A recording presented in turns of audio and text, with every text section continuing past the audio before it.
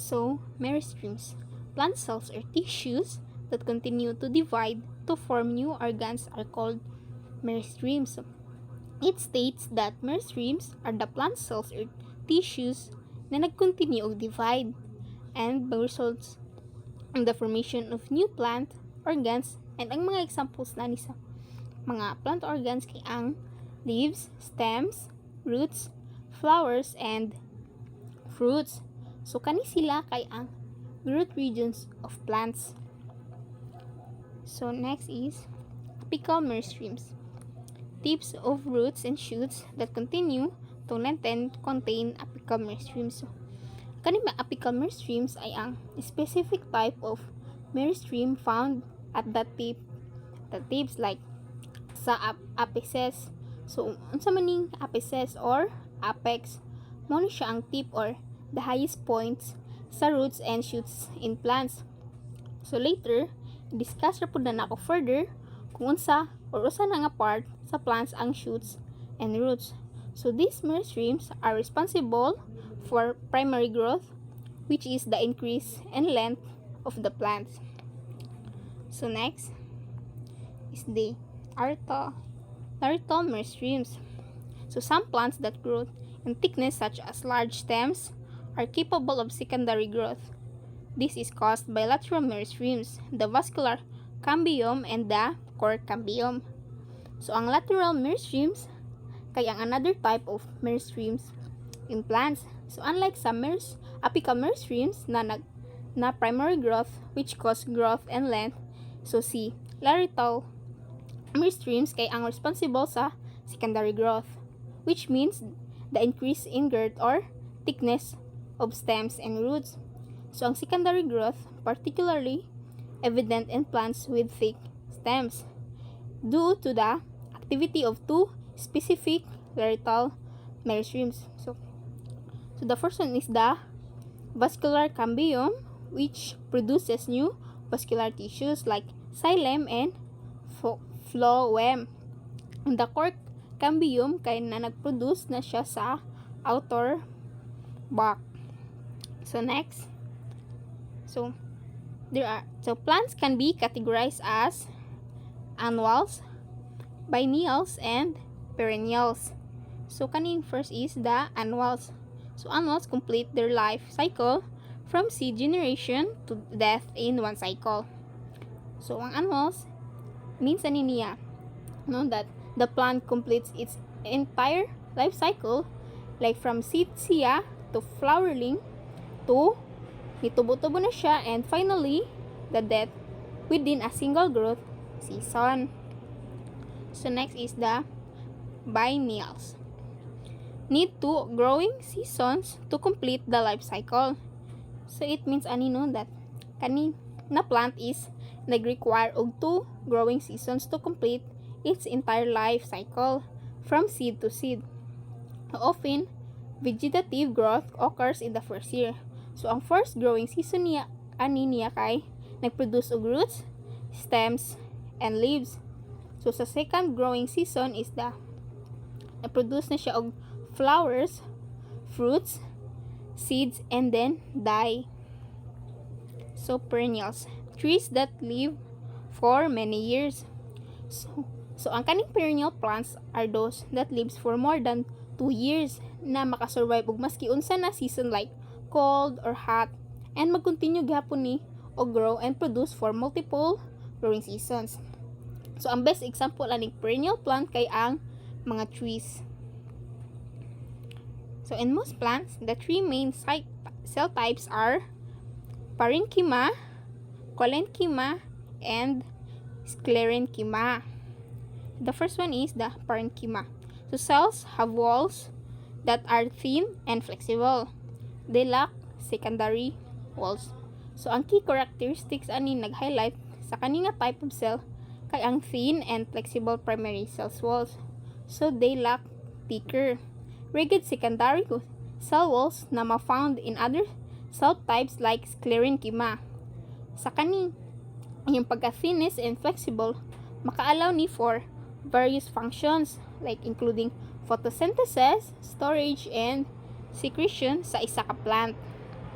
So next is the collenchyma. So cells are elongated with thicker primary walls. So the cell's walls are unevenly thickened. So ang kanang defining features ani niya kay ang elongated shape and unevenly thickened primary cell walls. So unlike sa parenchyma cells, ang kani walls kay thicker na nag-provide of structural support, particularly in young stems and leaves, while still allowing for flexibility and growth. So next is the sclerenchyma. Cells are very rigid with thick secondary walls na nag-contain og lining. So mao ni ang nag-describe sa sclerenchyma cells, a type of plant cells characterized by their exceptional rigidity.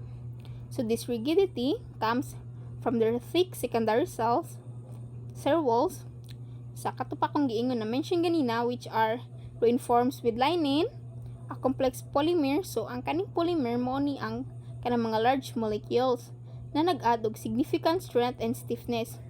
Because of their rigid cell walls, the sclerenchyma cells are typically dead at maturity, acting primarily as structural support in various plant parts. So there are two main types of sclerenchyma. Mao ni ang sclerades, mao na ang short and irregular, and the fibers, which is ang long and slender.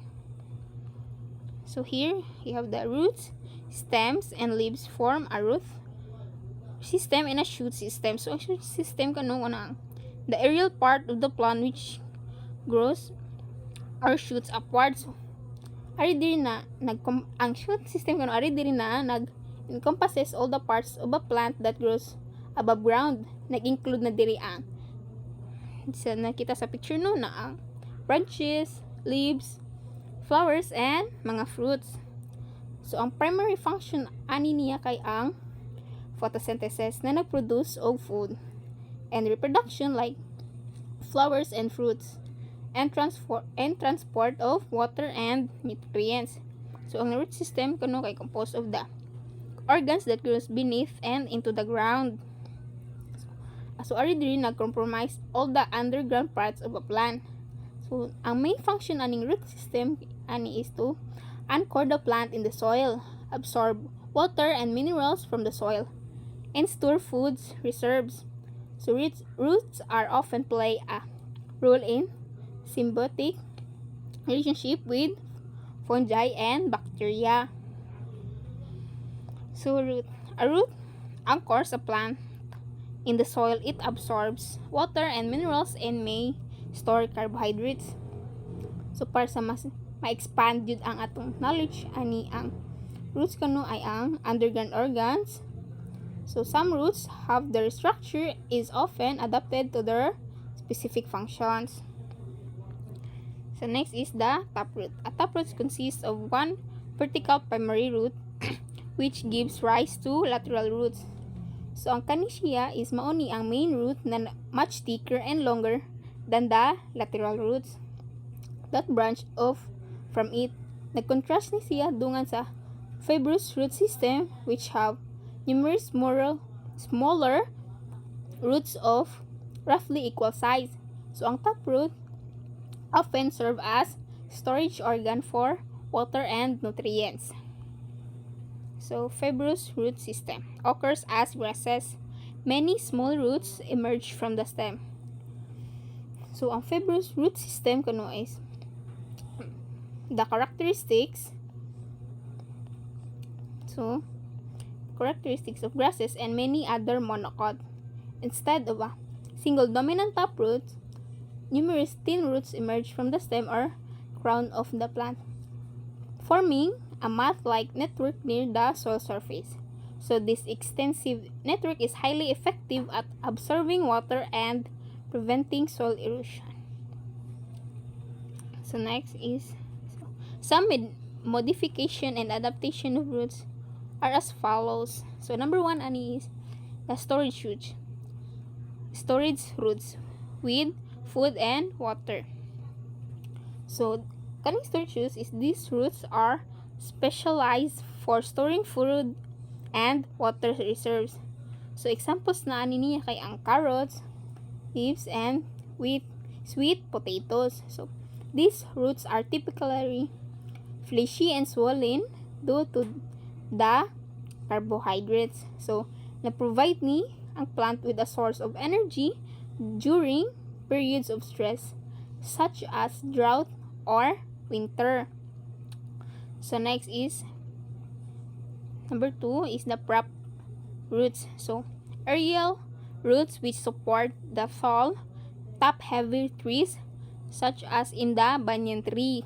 So, these are aerial roots that grows from the lower part of the trunk or branches of the trees. So, na-provide niyog additional support to the plant, particularly and tall and top-heavy trees like the banyan tree. So, prop roots grows downward and anchor themselves into the soil. So, makahelp na ma-prevent ang tree from toppling over. So, next is the pneumatophores. So, air roots produced by mangroves in tidal swamps. So, these are specialized aerial roots kuno na nag-grow upward from the roots of plants that live in waterlogged or tidal environments such as mangroves. So, they have pores that allow them to take in oxygen from the air, which is essential for respiration since the soil in such environments is often oxygen deficient. So, these roots help the mangrove survive in harsh conditions. So, next is the aerial roots. Germinate in branches of tall trees of other species and grow numerous roots to the ground. Mangroves have aerial roots. So, these roots grows from the stems or branches of a plant and extend down towards the ground. So, they are often seen in epiphytic plants which grow on other plants for support. So, ang kaning aerial roots kuno, ma-found po ni siya sa mga mangroves. Nag-help ni siya to absorb water and nutrients from the air or from the surrounding environment. So, last is the buttress roots. 8 also aerial roots that leave structural support to the main trunk of a tree such as those in kapok trees. So, mao ni siya ang mga large flat roots that extend outwards from the base of the trunk of a tree. Nag-provide din siya og mga structural support to the tree, especially in the tall trees that are exposed to the strong winds. So, ang kaning buttress roots are common in tropical rainforests, where trees often grow in shallow soils. So, that will be all. Thank you.